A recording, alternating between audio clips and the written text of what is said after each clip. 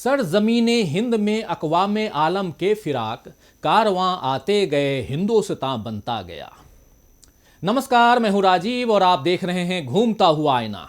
जी हां, बहुत साल पहले जब केवल दूरदर्शन हुआ करता था, उस वक्त एक चिड़िया अनेक चिड़िया वाला एक प्यारा सा गीत कार्यक्रमों के बीच में टेलीकास्ट होता था। शायद आपको याद हो। उसमें एक दीदी छोटे बच्चों को एकता का पाठ पढ़ाती है।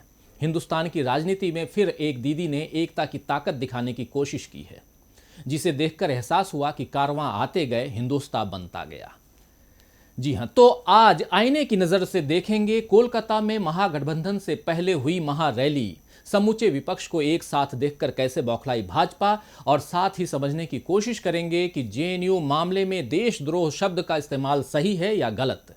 लेकिन आइए सबसे पहले देखें कोलकाता की महारैली में क्या कुछ हुआ। कोलकाता के ब्रिगेड मैदान में 19 जनवरी 2019 को भारतीय राजनीति की एक अनूठी तस्वीर दिखाई दी। जैसे इस वक्त प्रयागराज में अर्धकुंभ में आस्था, श्रद्धा और परंपरा के अलग अलग नज़ारे एक साथ देखने मिल रहे हैं, कुछ वैसे ही कोलकाता में राजनीति के अलग अलग दिग्गज एक साथ एक मंच पर मोदी सरकार के खिलाफ एक जैसी हुंकार लगाते नजर आए। ऐसा लगा मानो मोदी सरकार के खिलाफ 22 तोपों ने एक साथ गर्जना की। पश्चिम बंगाल की मुख्यमंत्री ममता बनर्जी की पहल पर हुई महारैली में 22 दलों के 44 नेताओं ने शिरकत की। मंच पर एक साथ एक पूर्व प्रधानमंत्री, कई मुख्यमंत्री और पूर्व मुख्यमंत्रियों सहित कई बड़े नेता शामिल थे। सारे विपक्षी नेताओं का ये जमावड़ा महागठबंधन की संभावित तस्वीर में रंग भरता दिखाई दे रहा था। इससे पहले 12 जनवरी को उत्तर प्रदेश में समाजवादी पार्टी और बहुजन समाज पार्टी ने अपने गठबंधन का बाकायदा ऐलान कर दिया। राष्ट्रीय लोकदल भी इसमें शामिल होगा। इस गठबंधन के होने के बाद से भाजपा में अंदरूनी हलचल होने लगी थी, जो कोलकाता की महारैली के बाद और बढ़ चुकी होगी। राजनीतिक जानकारों का कहना है कि 1977 के बाद, यानी लगभग 41 साल बाद, कोलकाता में विपक्ष का ऐसा शक्ति प्रदर्शन हुआ। उस वक्त इंदिरा गांधी की सत्ता के खिलाफ ज्योति बसु के आह्वान पर विपक्षी दल इकट्ठा हुए थे। इस बार नरेंद्र मोदी और अमित शाह की जोड़ी के खिलाफ ममता बनर्जी की पहल पर सारे विपक्षी नेता एक साथ आए। कुछ अति उत्साही और मोदी सरकार के शुभचिंतक लोग इन दोनों रैलियों की तुलना करने के साथ साथ इंदिरा गांधी और नरेंद्र मोदी की तुलना भी करने लगते हैं। लेकिन सच तो यह है कि इंदिरा जी की विचारधारा, राजनीति और काम करने के ढंग में और वर्तमान प्रधानमंत्री मोदी जी की विचारधारा, राजनीति और काम करने के ढंग में जमीन और आसमान का अंतर है। खैर, राजनीति के ये विश्लेषण तो चलते ही रहेंगे। फिलहाल देखते हैं ममता बनर्जी की रैली में शामिल होने कौन कौन से दल और कौन कौन से नेता आए। महारैली में कौन कौन शामिल होगा, कांग्रेस से कौन आएगा, राहुल सोनिया आएंगे या नहीं, ऐसे बहुत से कयास कई दिनों से लगाए जा रहे थे। कांग्रेस अध्यक्ष राहुल गांधी तो रैली में नहीं आए, लेकिन उनकी एक चिट्ठी रैली के पहले पहुंची, जिसमें उन्होंने भाजपा के खिलाफ महागठबंधन पर उम्मीद जतलाई। मंच पर ममता बनर्जी ही सबकी अगुवाई कर रही थीं और उनका साथ देने के लिए कांग्रेस से मल्लिकार्जुन खड़गे, अभिषेक मनु सिंघवी, बीएसपी से सतीश चंद्र मिश्रा, सपा से अखिलेश यादव, नेशनल कॉन्फ्रेंस से फारूक अब्दुल्ला और उनके बेटे उमर अब्दुल्ला, शरद यादव टीडीपी नेता और आंध्र प्रदेश के सीएम चंद्रबाबू नायडू, कर्नाटक के सीएम कुमार स्वामी, पूर्व प्रधानमंत्री एचडी देवगौड़ा, हेमंत सोरेन, डीएमके से स्टालिन, आम आदमी पार्टी के अरविंद केजरीवाल और आरजेडी नेता तेजस्वी यादव, गुजरात से हार्दिक पटेल और जिग्नेश मेवानी, आरएलडी से जयंत चौधरी मौजूद थे। इनके अलावा बीजेपी नेता और वाजपेयी सरकार में मंत्री रहे यशवंत सिन्हा और अरुण शौरी ने ममता बनर्जी के साथ मोदी सरकार को ललकारा। और सबसे खास बात यह थी कि पटना साहिब से बीजेपी सांसद शत्रुघ्न सिन्हा भी विपक्षी एकता के साथ दिखाई दिए। भाजपा के पूर्व नेताओं के साथ शत्रुघ्न सिन्हा का विरोधियों के साथ आना कई कयासों का कारण बना। वैसे भी वे लगातार मोदी जी और उनकी नीतियों पर हमलावर रहे हैं। कोलकाता से भी उन्होंने अपने ठेठ अंदाज में मोदी जी की खिंचाई की। आइए सुनते हैं क्या कुछ कहा शत्रुघ्न सिन्हा ने। एक राफेल डील में 41% से ज्यादा का घाटा हुआ है, यानी मुनाफा लिया गया, देश को घाटा हुआ है। 3 सवाल है, ये बच्चों को या नौजवानों को बता रहा हूं। पहली बात तो ये 126 हवाई जहाज की जरूरत थी, 36 क्यों लिया गया, जबकि देश की सुरक्षा का सवाल है। नंबर 2, ये हवाई जहाज का दाम 3 गुना से ज्यादा कैसे हो गया।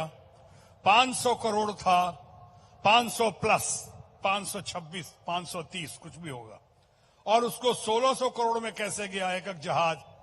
और एक और, हमारे पास देश की इतनी अच्छी कंपनी है HAL जिसे सुखोई तक बनाने का उसको सुखोई तक जो बना सकता है कि HAL वो कंपनी हिंदुस्तान की अपनी कंपनी है, उसको नहीं दिया गया और एक नए कंपनी को जो 10-12 दिन पहले लगा था, जिसके बाद 10-12 लाख की पूंजी थे उस कंपनी में, उसको हवाई जहाज का जिसने साइकिल का चक्का नहीं बनाया था, उसको कैसे दे दिया।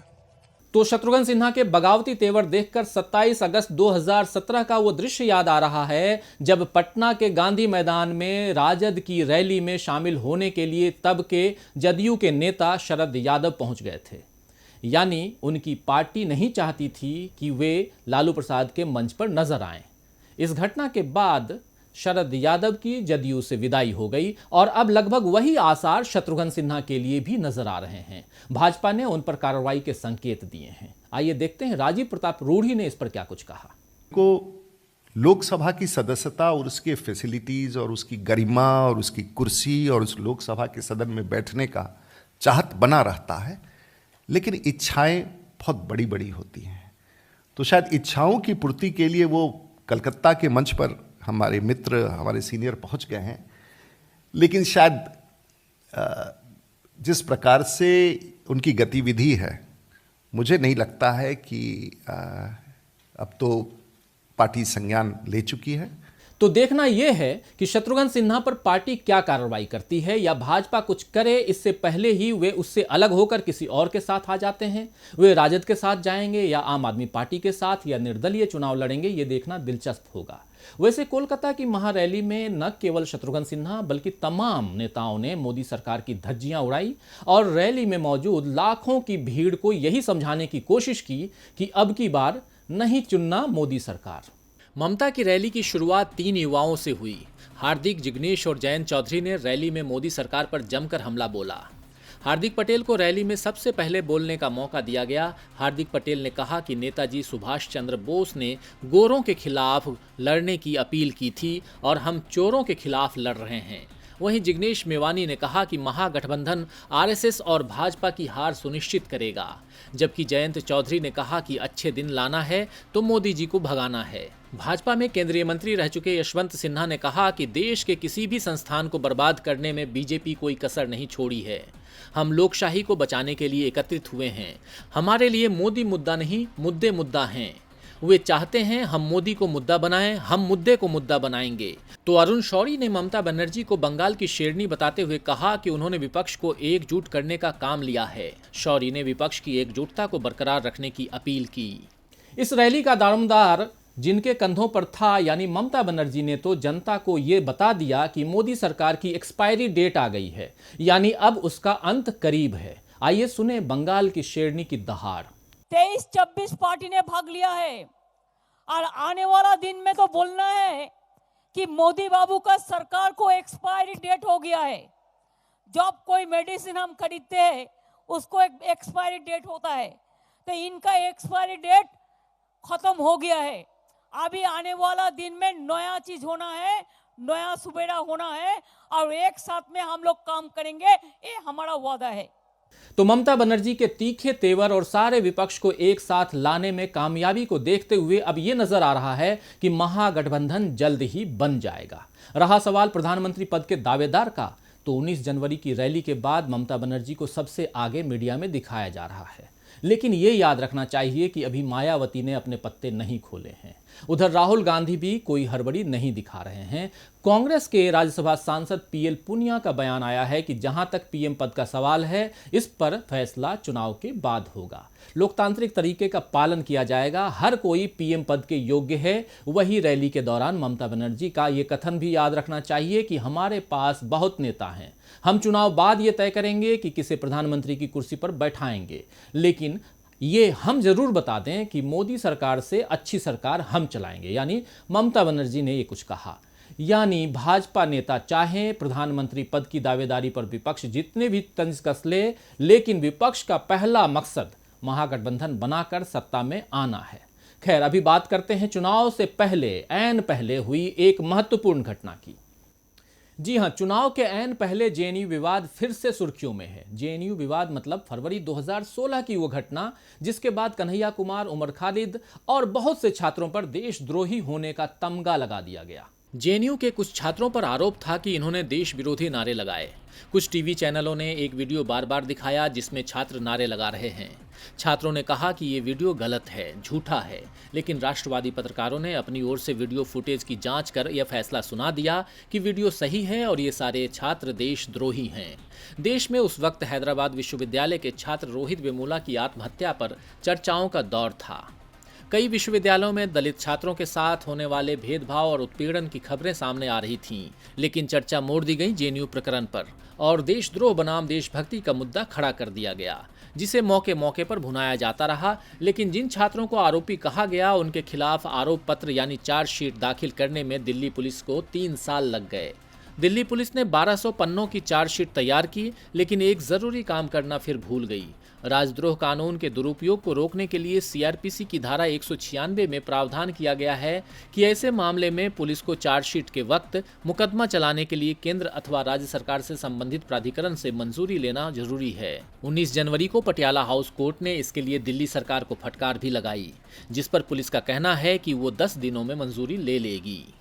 10 दिन बाद दिल्ली सरकार पुलिस को परमिशन देती है या नहीं, ये तो तभी पता चलेगा। फिलहाल सवाल ये है कि क्या पुलिस को कानून की जानकारी नहीं है या उसने दिल्ली की आप सरकार को इतना महत्व देना जरूरी नहीं समझा कि उससे परमिशन ली जाए, या चार्जशीट तैयार करना, छात्रों को आरोपी बनाना, ये सब चुनाव के पहले विरोधियों को डराने की तिकड़में हैं।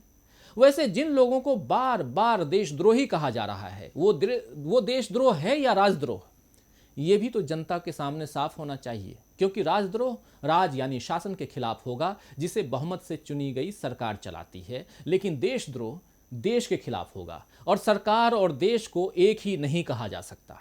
वैसे आइए एक बार उस राजद्रोह कानून को भी समझ लें जिसका इस्तेमाल फिर करने की तैयारी हो रही है। अंग्रेजी राज में 1837 में लॉर्ड टीबी मैकॉले की अध्यक्षता वाले पहले विधि आयोग ने भारतीय दंड संहिता तैयार की थी। 1870 में सेक्शन 124A को आईपीसी के 6ठे अध्याय में जोड़ा गया। 19वीं और 20वीं सदी के प्रारंभ में इसका इस्तेमाल ज्यादातर प्रमुख भारतीय राष्ट्रवादियों और स्वतंत्रता सेनानियों के लेखन और भाषणों के खिलाफ हुआ। पहला मामला 1891 में अखबार निकालने वाले संपादक जोगेंद्र चंद्र बोस का सामने आता है। इसके बाद बाल गंगाधर तिलक से लेकर महात्मा गांधी तक पर इस सेक्शन के अंतर्गत ट्रायल चले। पत्रिका में छपे अपने 3 लेखों के मामले में ट्रायल झेल रहे महात्मा गांधी ने कहा था कि सेक्शन 124A जिसके अंतर्गत मुझ पर आरोप लगा है, ये आईपीसी के राजनीतिक वर्गों के बीच नागरिकों की स्वतंत्रता को दबाने के लिए रचे गए कानूनों का राजकुमार है। सन 1947 में आज़ादी मिलने के बाद से ही मानव अधिकार संगठन आवाज़ें उठाते रहे हैं कि इस कानून का गलत इस्तेमाल अपने राजनीतिक विरोधियों के खिलाफ किए जाने का खतरा है, लेकिन ये कानून बरकरार रहा। फिर सन 1962 का चर्चित केदारनाथ सिंह बनाम बिहार सरकार मामला आया, जिसमें सुप्रीम कोर्ट ने federal court of British India से सहमति जताई थी। सुप्रीम कोर्ट ने केदारनाथ केस में व्यवस्था दी कि सरकार की आलोचना या फिर प्रशासन पर टिप्पणी भर से राजद्रोह का मुकदमा नहीं बनता। सुप्रीम कोर्ट ने धारा 124A के दायरे को सीमित करते हुए कहा था कि वैसा एक्ट जिसमें अव्यवस्था फैलाने या फिर कानून और व्यवस्था में गड़बड़ी पैदा करने या फिर हिंसा को बढ़ावा देने की प्रवृत्ति या फिर मंशा हो, तभी राजद्रोह का मामला दर्ज हो सकता है। सुप्रीम कोर्ट की 7 जजों की संवैधानिक बेंच ने अपने आदेश में कहा था कि राजद्रोह के मामले में हिंसा को बढ़ावा देने का तत्व मौजूद होना चाहिए। इसी तरह सुप्रीम कोर्ट ने 1995 में बलवंत सिंह बनाम पंजाब सरकार के मामले में कहा था कि महज नारेबाजी किए जाने से राजद्रोह का मामला नहीं बनता। सुप्रीम कोर्ट ने कहा था कि 1-2 बार कुछ लोगों द्वारा कुछ नारेबाजी किए जाने पर राजद्रोह का मामला नहीं बनता। कोर्ट ने साफ कहा था कि ऐसी हरकत जिससे कि देश और समुदाय के खिलाफ विद्रोह और नफरत पैदा हो, तभी राजद्रोह का मामला बनेगा। तो जेएनयू प्रकरण के 3 साल बाद भी इन छात्रों का ऐसा कोई काम नजर नहीं आया जिससे देश या किसी समुदाय को खतरा पहुंचा हो। अलबत्ता सरकार की नीतियों और कामों पर इन लोगों के विरोध से सरकार को जरूर खतरा नजर आने लगा है। बहरहाल अब कोर्ट अगली सुनवाई कब करता है, इस मुकदमे का नतीजा क्या निकलता है, इसके लिए कई तारीखें आएंगी और जाएंगी। फिलहाल तो मशकूर अली साहब का एक शेर याद आता है कि घर से बुला के लाई हैं घर की ज़रूरतें, घर से बुला के लाई हैं घर की ज़रूरतें, मैंने खुशी से पर ये दरिया नहीं किया, सारे चिराग मैंने लहू से जलाए हैं, जुगनू पकड़ के घर में उजाला नहीं किया। तो आज के लिए बस इतना ही, फिर मिलेंगे खबरों के नए आईने के साथ। तब तक देखते रहिए डीबी लाइव। नमस्कार। हमारे चैनल से जुड़े रहने के लिए YouTube पर टाइप करें डीबी लाइव, सब्सक्राइब बटन को क्लिक करें और बेल आइकन को दबाना न भूलें ताकि खबरें आप तक पहुंचती रहें। देखते रहिए डीबी लाइव, क्योंकि यहाँ हैं खबरें लगातार।